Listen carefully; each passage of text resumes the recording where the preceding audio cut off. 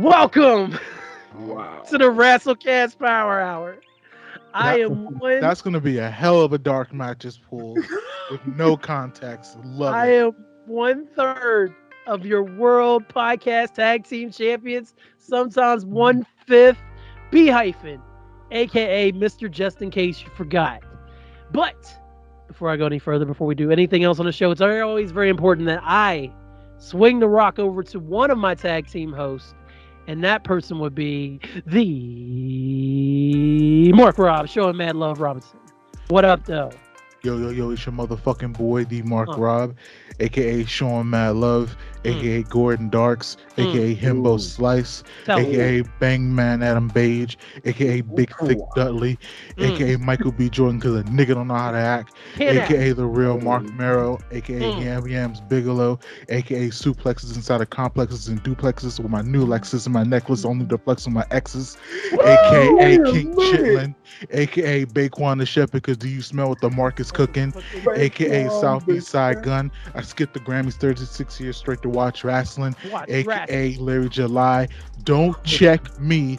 Check for the new Larry June and Alchemist album on March 31st. Get yourself some motherfucking game. What the fuck is going on? Oh my God, did that happen? Oh, Marc Rob, I love you so much. Love you That so was much, actually bro. good. My man was spitting over here. Like literally dropping the bars. There it is. Ooh. Tonight, in addition to myself and Marc Rob, we have who is technically the sixth member of the Rasslecast family, and technically he was probably the third before Marc Rob, because we have the architect of our entrance music, the man who flipped the beat that you hear at the top of every show with that ow and then VLNS Beats. Hey, was What that? up, Was though? that man? Still knocks to this day.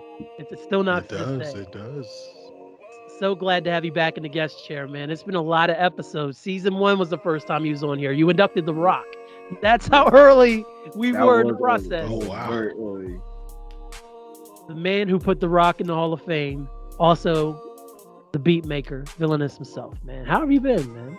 I've been pretty good, man. I've been pretty good. I'm trying to, keep a balance of things, of all things that I've been involved in. But other than that, I've been pretty good.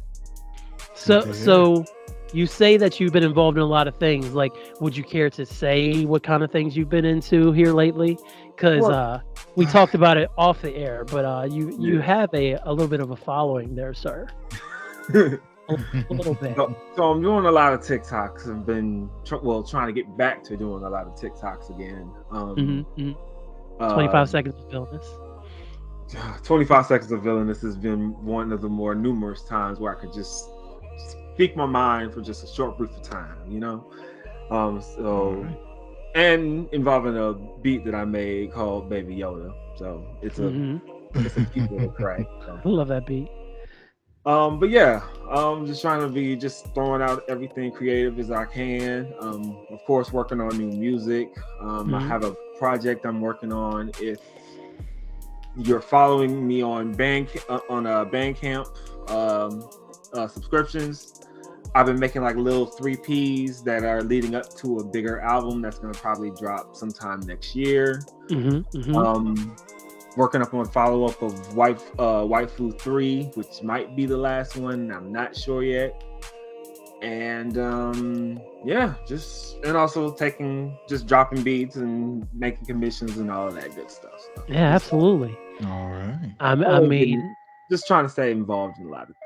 Yeah, Handsome Bane reached out to you and he was like, "Yo, will you flip this for us?" And you came through, man, and it's been history ever since. Yeah, So we truly appreciate that. Also, my man's been dropping a few songs here and there. I had to hit him up over the summer for that one joint. I was like, "Yo, if you ever remix this joint, I would totally hop on this." I might have something. I may do that, and I might have something also for you. Okay. If you don't mind. I never mind. I Okay. never mind.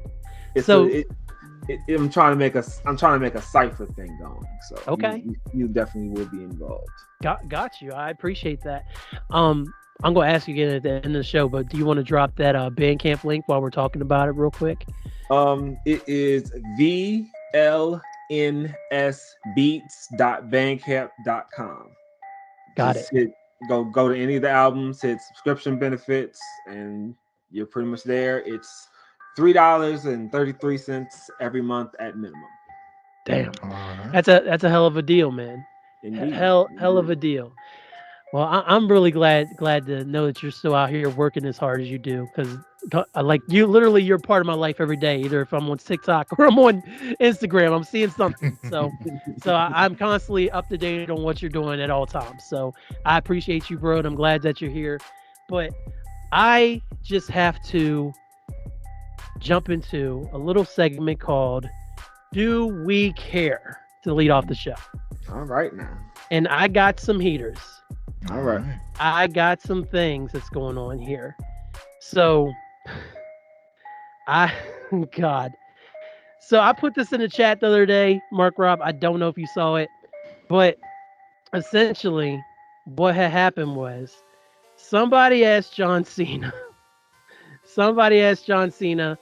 What his thoughts were on Vince McMahon's sexual misconduct allegations. What? So, yeah. So, Because the person you want to talk to about that is John Cena. Well, yeah. well, yes, Like- obviously. Obviously. Like as if he was involved in the shit too. They were running I can't even joke about that, but I was gonna say they were doing the Alpha Tower, but that's kind of Right. fucked up to say. But Oh. yeah. Oof. That got dark real quick. Yes, it did. All right. So during an interview with the Associated Press, John Cena was asked to give his thoughts on WWE's ongoing efforts to sell the company. Here is what he had to say. That's way above my pay grade. I don't know what's going on with that. I love Vince McMahon. He's everything you can want: a great friend, business partner, father, mentor. I love that man. But his business dealings are his business, and what he shares with me, that's between us. I don't know what's going on in corporate and structured WWE or creative direction. And then they said, give me your declaration of love for McMahon. Is it tough for you to reconcile your positive feelings towards McMahon with his allegations of sexual misconduct? And John Cena said, no. I mean, everyone has their right to their perspective. I have the right to have mine. When you love somebody, you take them as imperfectly perfect as they are. We all make mistakes. We all have poor decisions. Lord knows I've made my collection of poor choices. That doesn't mean I'm going to love somebody, not going to love somebody. There's no way I can go on record and say I don't love Vince McMahon. Mark Rob, do you care that John Cena has just defended Vince McMahon for being a terrible person? And he loves him. So. I mean, I will not go as far as to say he defended McMahon, but Okay. if you think about it, unless he's going to outwardly kind of criticize him, which John Cena outwardly criticizing anybody is not going to happen. Like if you ask him about Putin, he's going to say, well, you know, he's a man with a life and people that love him, so we got to love him too. Like I don't expect John Cena to be truthful about anything. I mean, if we being frank, like I don't expect his nuanced political opinions on a single thing. And it's terrible that something like sexual assault is politicized, but welcome to 2023, baby. So is he defending McMahon? I can't. I will give him that to say no, he's not defending him, but what he is saying, it's kind of a thing to where if you do have a relationship with someone who is accused of doing something nefarious, that is a pretty complex thing to wrestle with, to be very honest. Like if we have people we loved in our family that was accused of something crazy, we have to reconcile, well, I grew up with this person for 20, 30 years. Now I found out that he's a terrible human being. How do I like reconcile with that? Some people go to their defense. Some people just kind of leave them and don't deal with them anymore. And it's kind of a thing to where McMahon is obviously not his family, but at the same time, without Vince McMahon in the WWE, John Cena is not John Cena. So if he wants to feel that way, that's I can't tell him how to feel about McMahon. I can only just say Vince McMahon is a piece of shit. So Yes. it's one Yeah. to where, and also, and I can say that, and to be very honest, for my privilege of not being a John Cena fan. I don't hate John Cena. You just don't care. The funny thing is, I actually stopped watching wrestling the moment that John Cena started the WWE. Mm-hmm. So I don't even have a real history with John Cena. So for me to be like, I don't fuck with John Cena no more. Like, well, I never fuck with him anyway.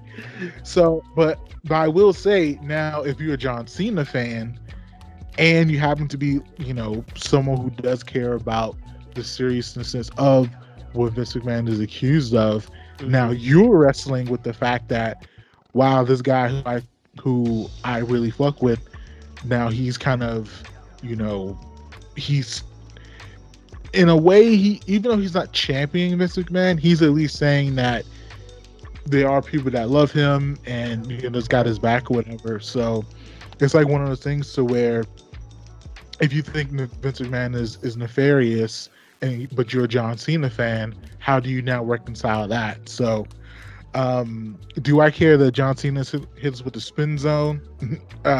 He was going to do that anyway, so I don't care about that.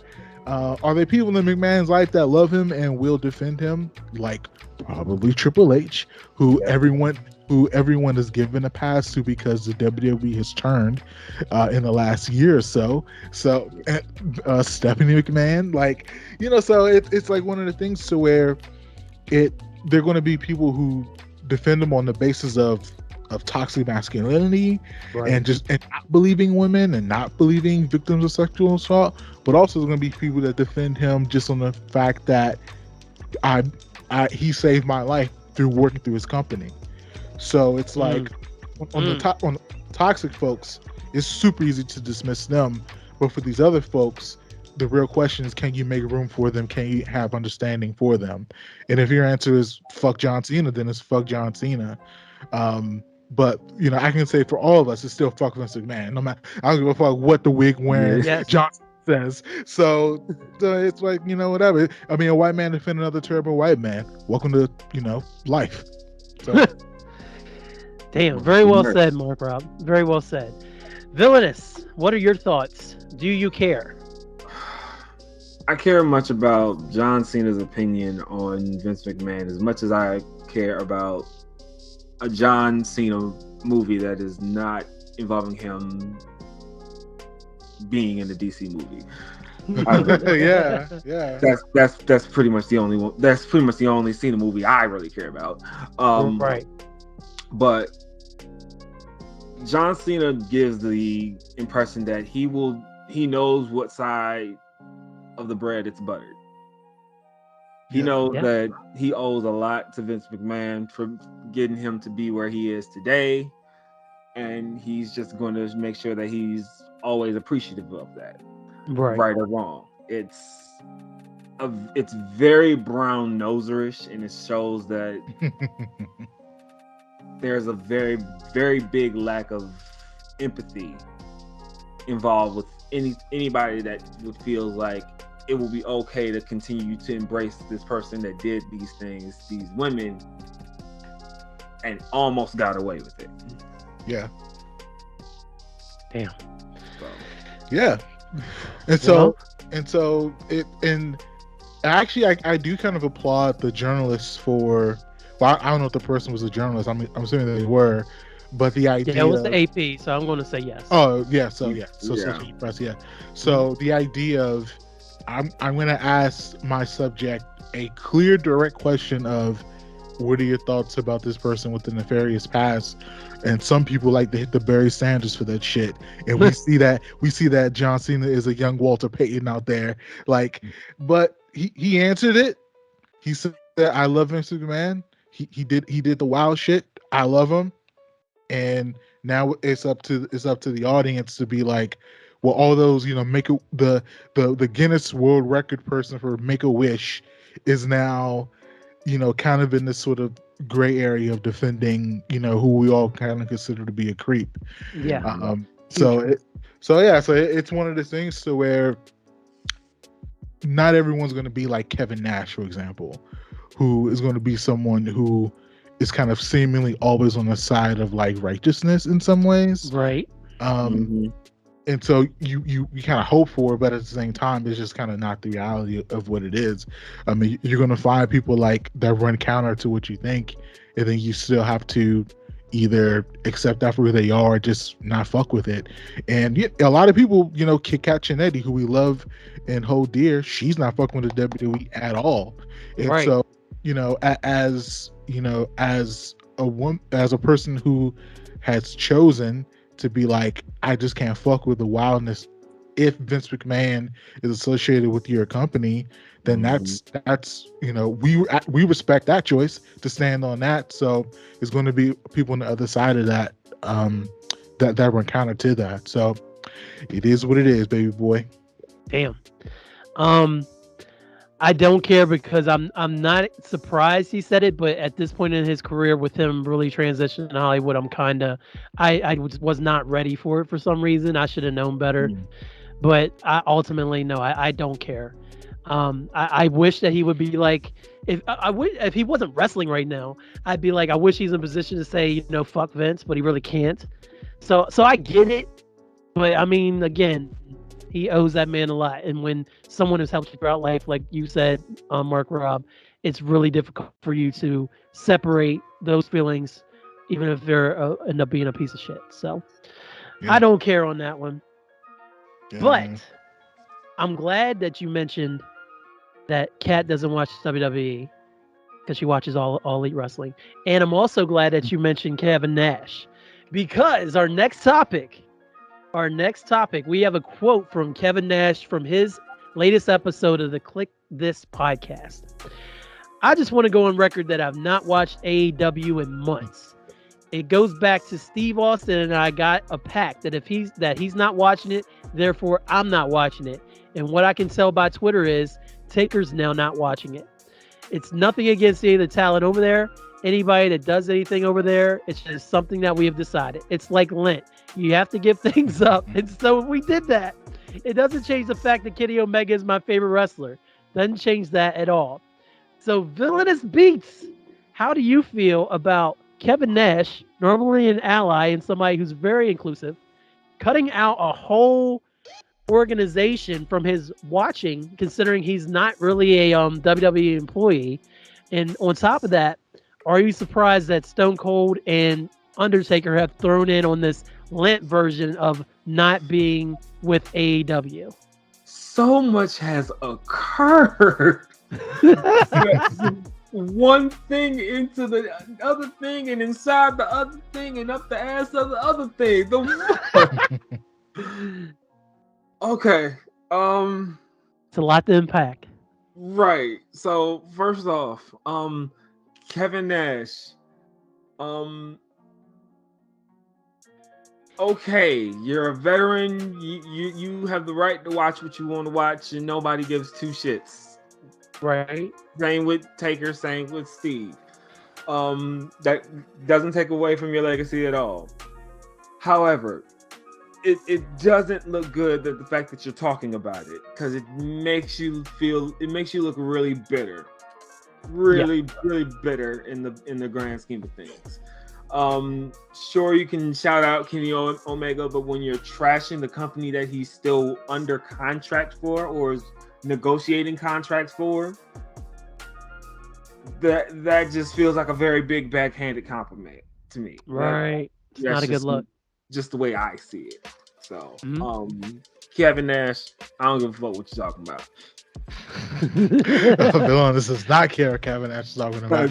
So let me ask. So was there like a history of beef between him and that company, or like None whatsoever. None. Look, Like Okay. there was absolutely uncalled for. Like last like, from one I checked, like he always praised AEW when it was mhm, coming out. Like it right. wasn't any animosity, it wasn't any tribalism like we would see it nowadays. It just came out of left field. I'm like, all right Okay. then. It just felt like he got paid to make a point on his podcast is what it sounds like.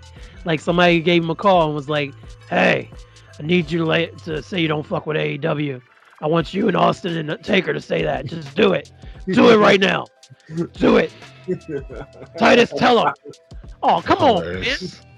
Hilarious. Hilarious. I like AEW, Vince. Titus, I said do it God damn it. right now. Say you don't like all elite wrestling. I'll make a trip to another ring. I'll do it. It's well, I mean, it's you know what? I think we need in the spirit of athletic competition. You need, we all grew up in the East Coast versus West Coast beef. We grew up They were familiar. we grew up when it was No Limit versus Cash Money Records. Mhm. You know, we grew up in Third in a Ward time versus Magnolia. when you had to pick a side and stand on it. So I think for the spirit of competition, for the spirit of we need people to rile the troops for our cause or not, to say fuck that side or not, fuck it, now I mean we the Monday Night Wars was even though Eric in the Attitude Era they don't necessarily mix all that well. No. Yeah. I am someone who was baptized in the Attitude Era fire, so Mhm. so the nights of I'm gonna tape Raw, but I'm gonna watch Nitro live, and then the next one before school run it back to wrestling tape to catch up on the matches and shit. Like, that was a real ass time. It So was. and so AEW is a big enough company now to where, I mean, I wouldn't assume that it's necessarily like WCW rivals to WWF, Mhm. but they are at least the second most, I would say, famous wrestling company behind the Entertainment, formerly the Yes. Federation. So They are. yeah, man, fuck it. They need the. I don't know. I don't think they like broadcast on the same nights anymore. I don't know the broadcast schedule, but Only on Yeah. Fridays, but they're like right after each other. So like normally Rampage goes on at 10 and SmackDown ends at 10. So everything else is separate. so yeah, man, they need to start putting them time slots up together. Start having some Friday night wars. You know what I'm saying? Well, they did have some Wednesday night wars. No, it was Tuesday night. Tuesday night, I'm sorry. Oh, Before they ended up having to move Dynamite to Wednesday. It was NXT pretty much versus Dynamite for the longest time, and they were always going head to head. And AEW was winning a lot of that because honestly, as good as NXT was, it wasn't compared as far as star power to NXT, which was more like of course, that's like the indie brand of WWE, and all the young bucks can learning their way throughout the system and working their way up. So it really couldn't hold a candle even when they had like some of the bigger names. So they have done that, but I don't care about this because if you want to plant your flag on one side, it's going to establish healthy competition. I mean, maybe they'll feel some kind of way that Kevin Nash don't want to watch your. So Stone Cold and Undertaker not watching is not surprising. Both of them are definitely still in WWE's payroll. Stone Cold may wrestle again this year at Mania. So yeah, it's in talks. It is in talks. So with that said, those takes don't surprise me, and I don't see. I mean, whatever. Like if Nash and Austin are that close, we're like, hey, let's not watch AEW together. It's like, well, whatever. That's not going to make a big difference. Plus, again, Nash did say he didn't think it was very good right now from what he heard, but he isn't watching, so he doesn't have a true opinion. And he still didn't trash him outright. He gave Kenny Omega his props, so I can't be mad at that at all. All right, there it is. There it is. So I want to segue from that to an unexpected "Do you care?" question because it kind of goes off some villainous had said to me before we started here. So I just mentioned that Stone Cold may wrestle again, and last year everybody was very happy with his match against KO. It was very satisfying for what it was. Um, we're gonna go back to Mark Rock. Mark Was Rock. that a good match though, or was that It just a was nostalgic cocaine hit? nostalgia, It was a style. It nostalgia was cocaine hit. Yeah, a really good bump of Yeah, nostalgia. it had all he that, was, bro. also was looking a little shaky when he was like, he had the most beers when one he had the none that pain boy. Oh no. It's like fire them boys immediately after this. They will never work in this town again. Yeah, Oh. yeah, man. So I'm glad you mentioned that because he was asking about can't The Rock, aka DJ, aka Dwayne Johnson, get one night off to do Mania to wrestle Roman, which is something that has been rumored for years now since Roman has come back as a heel. That ultimately it's going to be The Rock versus Roman. Do you care that The Rock is not making the time to come and wrestle Roman this year? And then the question that goes off of that: do you care that Stone Cold may wrestle again in 2023? Mark Robb. See, man, we need to keep The Rock away from acting as much as possible. So so this success, well, this attempt is unsuccessful. So because he will keep acting, no, I don't care about that at all. Oh my god! And we had a conversation a couple of weeks ago about, the older you get, should you still be wrestling? Yes, we did. I think we did not come off as ageist because, for the very most part, we were very. If you want to wrestle when you're healthy enough to wrestle, when you accept the terms, you should wrestle. But I don't care about no Stone Cold wrestling in 2023, man. He gonna do like a suplex and need 3 beers like on the spot. Like, nah, man.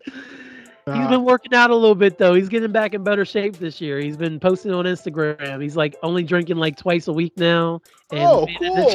He's driving mid-sized sedans. Exactly. That is no. Honestly, I saw that earlier this week. And I'm like, what is this? Who is this? Why is that Stone Cold's car? That is not a car I would associate Stone Cold with. That is the most. Yeah. It hurt me a little bit. Like I took -1 damage that day reading that, and I'm just like, wow. But no, like I don't want to see him in the ring no more. Okay, so Villainous does not care, and you don't care about The Rock coming back either, or you do care about The Rock? I'm at a point where, although that he's my favorite wrestler, he will always be my favorite wrestler. If he doesn't come back for a match, but at least like an appearance to smack somebody down one good time, one good sliding people's elbow for the road. If I get that, I'll be fine. If I don't see him wrestle again, I'll be fine with that as well. But at least just come in and just say, hey, y'all, I love you. I miss you. I appreciate you. My new movie's coming out. I'll be fine with that too. Right. Okay. I know, I understand. I do not care about seeing Stone Cold wrestle anymore. I'm a big believer in wrestlers. It's just like when rappers retire, man. When wrestlers say they're going to retire, I want them to stay retired. Like Shawn came out of retirement. We know we don't talk about it. Stone Cold came out of retirement now. Taker's came out of retirement multiple times, but he seems to it's finally taken, even though people are constantly like, so if you got offered for a match, would you come back? He's like, no, I can't do it. He was at an interview with Ariel not too long ago. He's like, I can't do it. I cannot go out there and have a match. It will be terrible. Like there's this whole docuseries about how awful his wrestling had gotten and why he ended up having to go out in the Boneyard match. So I prefer them to stay retired. Because I feel like Stone Cold's final match against The Rock in 2003 was the right way for him to go out. I was fine with the KO appearance, but I don't need Stone Cold every year for the next 3 years until he seriously hurts himself. I personally would like The Rock to come back to wrestle Roman and Roman only, but if I would prefer it really be, if you're gonna bring The Rock back, I want it to be we don't see him until the night of the show, and he's really there just to whoop ass. I feel like he's done enough throughout the years. We don't need to see the 20-minute promo on Raw. We don't need to have him do via satellite anymore. I just need him to literally say, like, even if he wants to write it, I don't care. Do it on Instagram. He does those Instagram videos all the time. Go on your IG videos, drop a 3-minute joint saying you're challenging Roman. Roman accepts, and then you show up for Mania, and y'all have a match. That's all I need, and then he can leave. So I do care that The Rock is still not showing up because I feel like this angle needs to happen at some point. When's the last time The Rock wrestled? 2015 was it with Ronda? Is that right? Wasn't it him and Ronda versus Stephanie and Triple H? No, that was. Or am I thinking about that was Angle? Was it? That was Kurt Angle. Or was it when he wrestled Rusev? Was it Rusev? No, surprisingly, no. You would know. That's your man. The Wyatt family. Yeah. So that was like mid 2010. It was him, Cena, and the Wyatts. Yeah. So it's been a while. He's not been around. Pretty sure he has not been around since he raised Roman's hand at the Rumble that Roman won, and everybody was booing him and Roman because nobody liked Roman as a face back then. So I think that might be the last time he was there, other than popping up for like a birthday celebration or something, which he did for a few years. So he's been out of the loop. Right. So yeah, stay off the movie sets, man, please. Jeez. Oh man. More Batista movies though. Give us more Batista. Yes. Yeah. We'll see him in Dune 2 later this year. There you go. There it is. Exciting stuff. Have one more Do You Care, and this is a happier Do You Care. I promise. Yep. All right. Headline is simply Rey Mysterio be inducted into the WWE Hall of Fame. VLNS Beats. Do you care that Rey's finally getting his just due and going into the WWE Hall? Hell yes, I absolutely care about this. It's been a long time coming. Like, if you've never ever really learned about anything outside of Luchador in Mexico, you know Rey Mysterio. Ow. Yeah. On multiple brands, no matter where he goes, it pops, it does well for that time he's on there. He's always entertaining. He's always at the right place at the right time, the best athletic ability, the greatest entertaining, storytelling, everything. Like, and he's finally getting into the hall. It's finally getting his just due. Should have been there several years ago. But yeah. I'm glad we're just doing this now. Yeah. Before he gets too old and hurts himself. Or before, something bad happens to him. 100%. I agree. So I definitely care about this. You sure with the dark matches material in a couple of weeks, they may question if you actually care, Kellen. But you do care? All right. I do care. I do care. Dang, Mark Rob, how do you feel about Rey going in? Rey still wrestling? Yes. He's about to have a match of Mania with his son. They're building up to it. Oof, better now than never. Man, I mean, if you're still wrestling, should you be in the Hall of Fame? Aren't you supposed to retire to get into the Hall of Fame? Nope. No, there's no rules for that in WWE. Because correct me if I'm wrong, the Dudleys were still wrestling when they were inducted. Yeah. Mm-hmm. True. Okay. Yeah, man. Again, listeners are probably tired of hearing me say how much I love WCW Cruiserweight division, but we never get tired of that. Rey Mysterio is a big piece of that history, And yeah, man, it's just due. He definitely deserves it. So congratulations to that man. Yeah. One of my favorite Ray matches. Well, not technically a match. It was a series of matches. It was in 2011. It was I believe it was July, and the WWE Championship was vacant, and they held a tournament to see who was going to win the WWE Championship. And Ray wrestled all the way through that bad boy and ended up beating The Miz for the WWE Championship. And he had a bunch of stellar matches on Raw that night, and I gained a new respect for him, and he won it. And then Vince promptly took away the championship opportunity from him. It was like, you're going to face John Cena next week for that championship. Full circle moment, baby. And there it is. There it is. No wonder John Cena still love his ass. He throwing him alley oops. God damn. Pretty much. Oh, I love Vince. I love me some Vince McMahon. He pick out my wigs for me in all my movies. I love it. Oh my God. I love me some Vince McMahon. I love me some Vince. How many times Cena won the chip? Like at least 6 times. He's at 14, I believe. Yeah, he's set to break. He's set to break Ric Flair's streak. Okay, because Flair's at 16 or 15, right? Most for championships like all time. I think they're tied. If they're not tied, he's right behind Flair, and then Randy's like right next to him. Yeah. And then Charlotte would probably be the next closest one.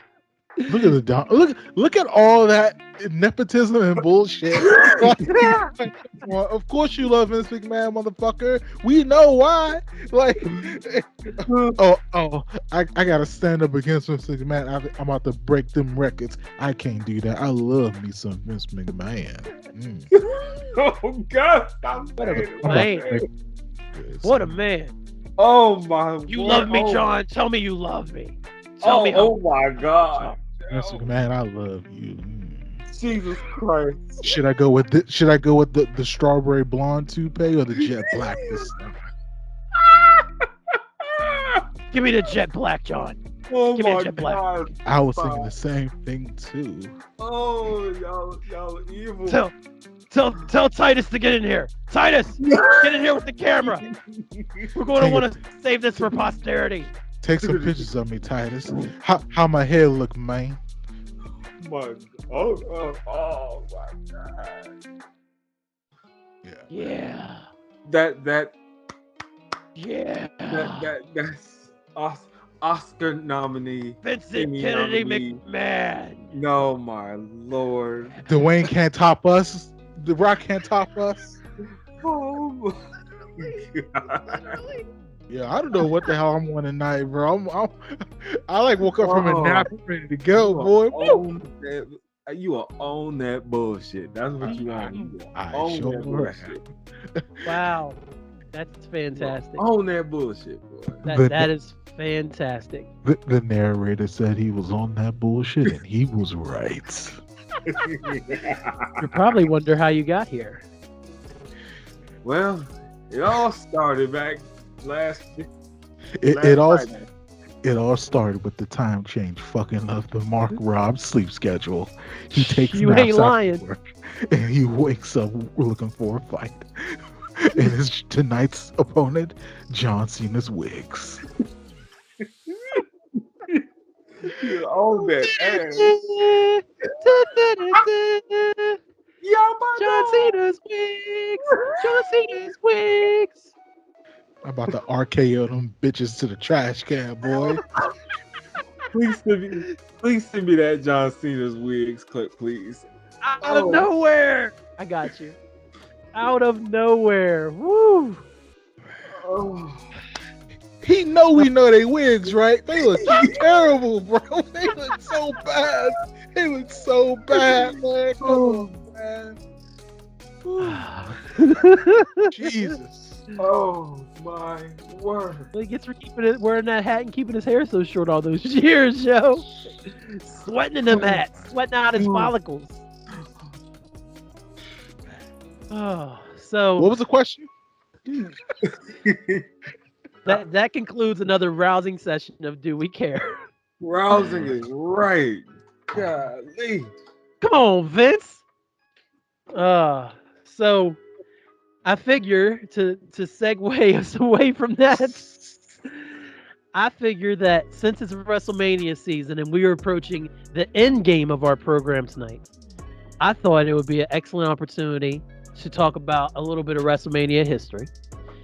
So I thought that we could go through any Mania match, 1 through 38, whatever you want, and pick a mid-card match that was your favorite that you would recommend to somebody to watch.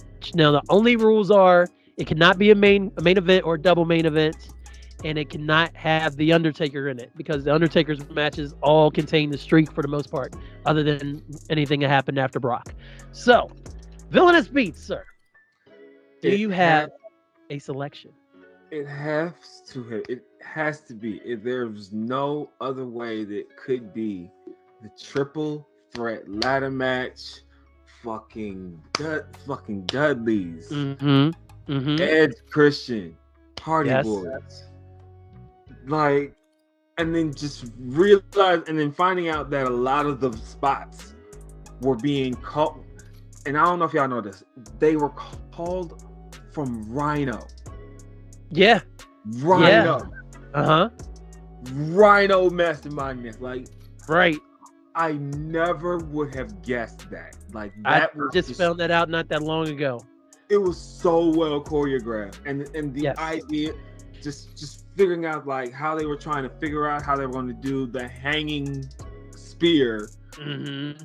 Oh my god! Like, shout out to the Dudleys, shout out to the Hardys, shout out Ed and Christian, shout out to Rhino.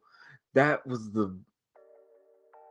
I honestly will say like that will be any main event match ever in life. Yeah, I'll say that and leave it alone. I'll fight anybody on there. Yeah, I forgot that was a WrestleMania event. I remember the match, and I forgot that was a WrestleMania event. Yeah, it was crazy. So you're talking about, since Rhino's in it, you're talking about 2000, right? WrestleMania 2000. Yeah. Okay. Yeah. I mean, both of those matches, the fact that they were able to take what they did at X7 and build upon it and make it even better is just insane. So that's a great choice. That is a fantastic choice. I love that pick. I'm going to go ahead and jump in here while Marc Rob gathers his information. I know my match. Go ahead, Marc Rob. Go for it, sir. I forgot this match was WrestleMania also. Ooh. But before the WrestleMania 2000 match we just talked about for the ladder match, I don't know if this was the first. It could not have been the first ever ladder match, but I feel like it was probably the first one that mattered to me. The Shawn Michaels versus Razor Ramon. Yep. There it is. WrestleMania 10, baby. That is an all-time classic, man. R.I.P. Razor, man. His Scott Hall's 1 year of passing just came up. A lot of people have been talking about Razor here lately. So, and shout out to Hi Gabby, who was on the show 2 weeks ago. She just posted a TikTok about that very match and how everything lit up to the culmination of that match. It was the second ladder match in WWE history, Marc Rob, WWF history. So that match, again, because nobody had seen it before. So you have Razor Ramon on one side. You got Shawn Michaels, who had lost his championship because he couldn't defend it, and then Razor won it, and then Shawn came back and was like, "Hey, I'm the champion," and Razor's like, "No, you're not. We're going to wrestle." So that was me with my little action figures there. And then that match just exceeded expectations, and they didn't even do anything crazy as far as spots with the ladder. They used the ladder as a tool, obviously, and there was some jumps off the ladder, but it was such a well orchestrated match between the two of them. I really feel like, where you of course you didn't know what the outcome was going to be, but it really felt like it was just a beautiful match to watch all together. And then there's just having your ladder in the middle of it. So that's why it's so classic. Of course, you have one of my all-time favorite wrestlers, Shawn Michaels. You got the great Razor Ramon, and it's definitely one that everybody should see. If you like wrestling, you need to turn on WrestleMania 10 and watch this match for sure. Great selection.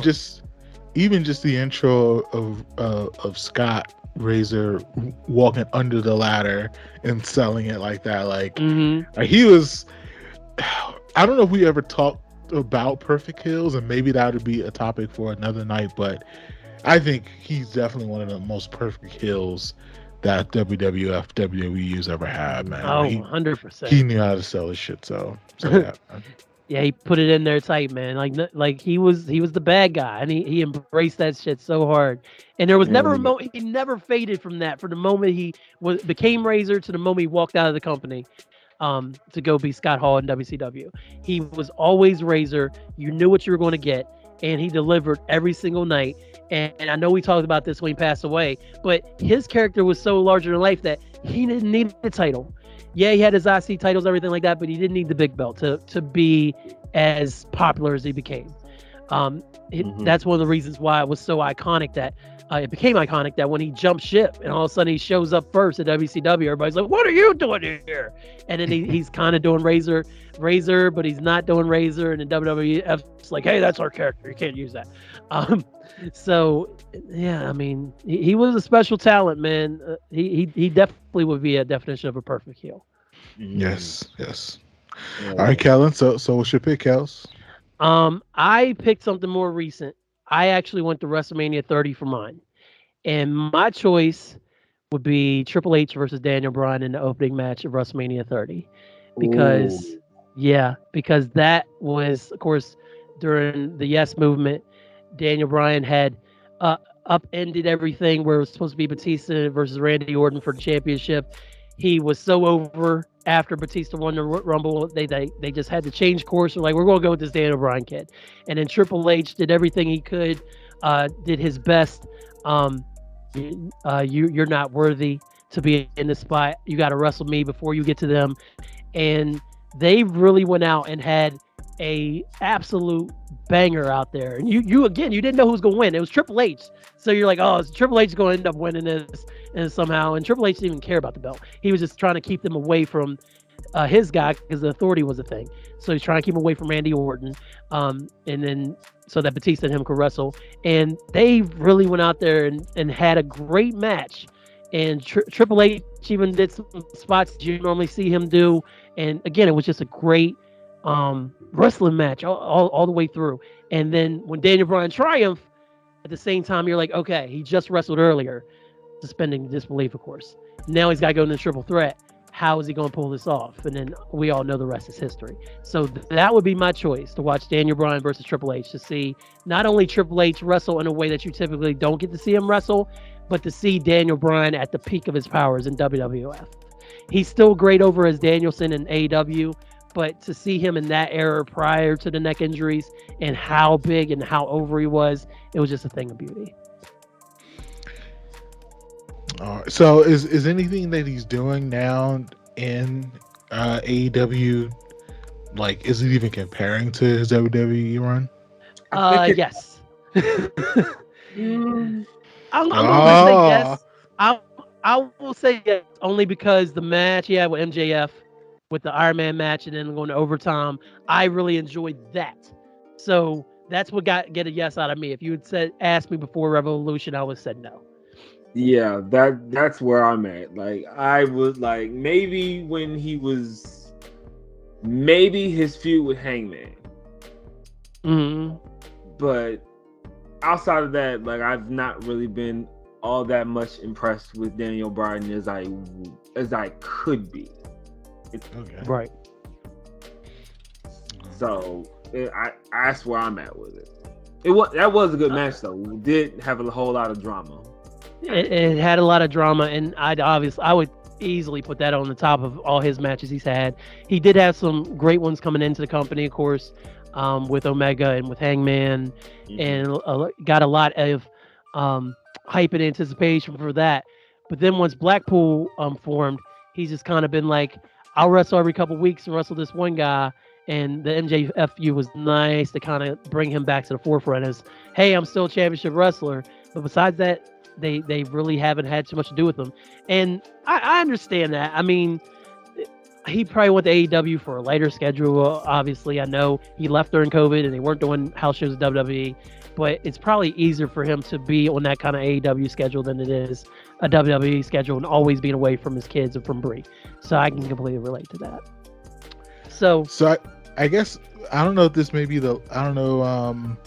So I guess maybe a full circle question. Yeah, when we kind of talk about Kevin Nash, basically. He's not outwardly saying he's WWE only, but he's outwardly saying I'm not AEW. If you guys had to, if someone was like, I want to watch a wrestling company, but I only have time to watch one, who's starting like right now, who would you pick? Would you pick AEW or would you pick WWE? Or would you? I know. Like I know, Nav would be like, "Oh, New Japan," but we're not talking about our not hesitate sisters right now, right? But so I guess VLNS, what would you pick right now, AEW or WWE? That is hard because they're both doing stories that I'm really enjoying right now. Of course, I love seeing gold around the house, any of the House of Black members. Long time coming. Yeah, but Sammy, Cody, Roman, all of that and uncertainty. It's working. It's been a lot of magic going on both sides, and I'm glad I'm seeing that rather than one is putting out crap and the other one is putting out gold. That just throws me off. So I think I'm gonna just MJF has a really good heels. I'm gonna go with WWE. Okay. I'm gonna go with WWE. Okay. Well, again, a great question. My answer may surprise you.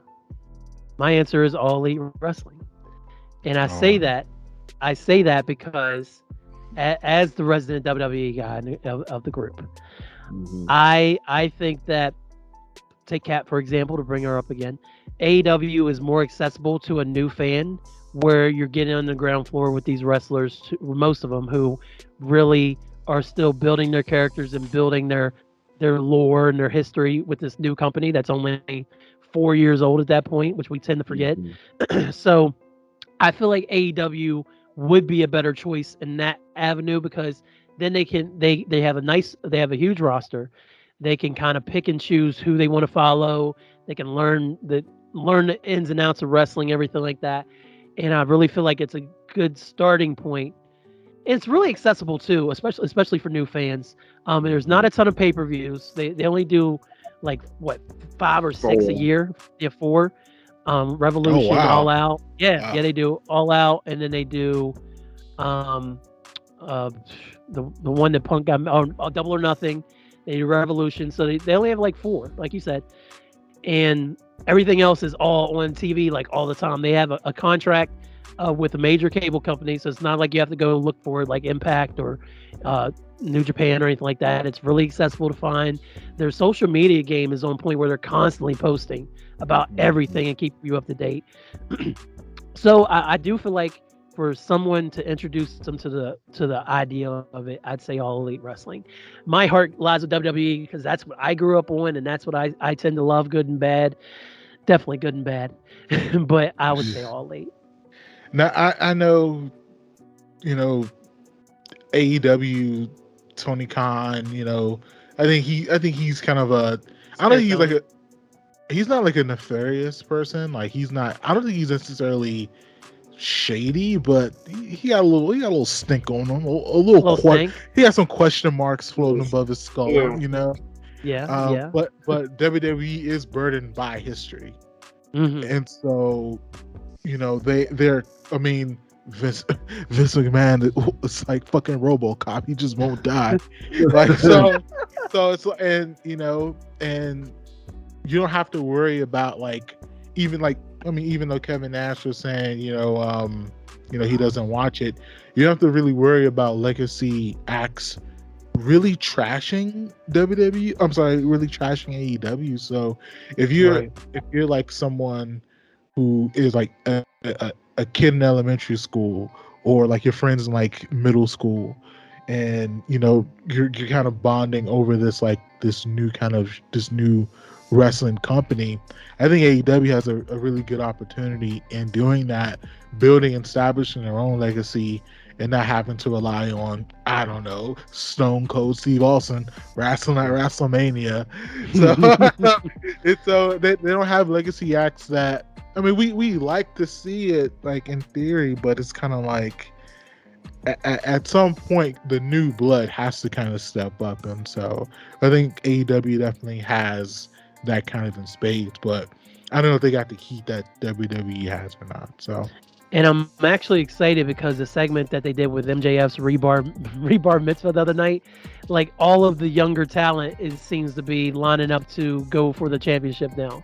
Like, Jungle Boy was there, Sammy Guevara, and Darby Allin. Darby Allin, yeah, look. Yes. Are you a fan of Darby's work? Look, Darby and MJF was one of my favorite feuds in recent memory. So the fact that them going back at it for a strap, sign me up. Sign me up for chaos. I agree, but I don't know what it is, but I've suddenly, probably in the last month or two, have really been paying a close attention to Jungle Boy. And I'm kind of like, all right, Jack Perry, I kind of want to see it. I kind of want to see him get his opportunity. I don't know if he's quite ready to put the strap on him, but I do like him a lot. I do feel like we got to get rid of the music and the Jungle Boy name. Just let him be Jack Perry, make him a little bit more serious. But he can go. He's not black, is he? No, he's Luke Perry's kid. What? Luke Perry? Like, you didn't know that? 90210? Yes. Yeah. Dylan's kid. Yeah. All right. So in the background, I'm watching the Dudleys, Hardy Boys, and Edge and Christian match, and I just saw Lita get 3D. Marc Rob, Lita is currently one of the women's tag team champions. Do you care? We care about women power doing women things, so I can't go. And we're in Women History Month, so I can't go against that. But I care too. I'm all for it. I'm all for it. Give me Mo Lita.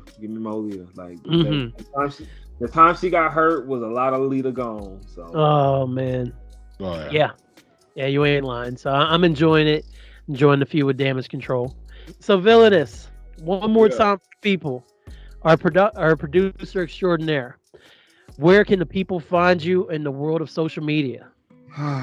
You can find me on IG, VLNS_Beats. I'm also on TikTok and also on IG as the VLNS Network. It's where you hear my world rants, see cosplays, me act a fool, interact with Carter, make music, and just be absolute chaos on your airwaves. You can stream damn near anything. The last thing I dropped was a single of me rapping again called Nerf Guns and Super Soakers. Yeah, you did. Did. Where I talk about gun violence in the place of my play violence, if you will. Right. Just things I learned is the track between me and my youngest brother. So yeah, big things have been happening, and more music is coming. Absolutely, that's what we love to hear. We love to see it. So, VLNS Beats, thank you so much for joining us again. I am 1/5 of your World Podcast Tag Team Champions. Be hype. And for the Marc Rob, I leave it to him to sign off before we give it to the secretary. It's Marc Rob. Take us away. Get us out of here. Let's make America great again.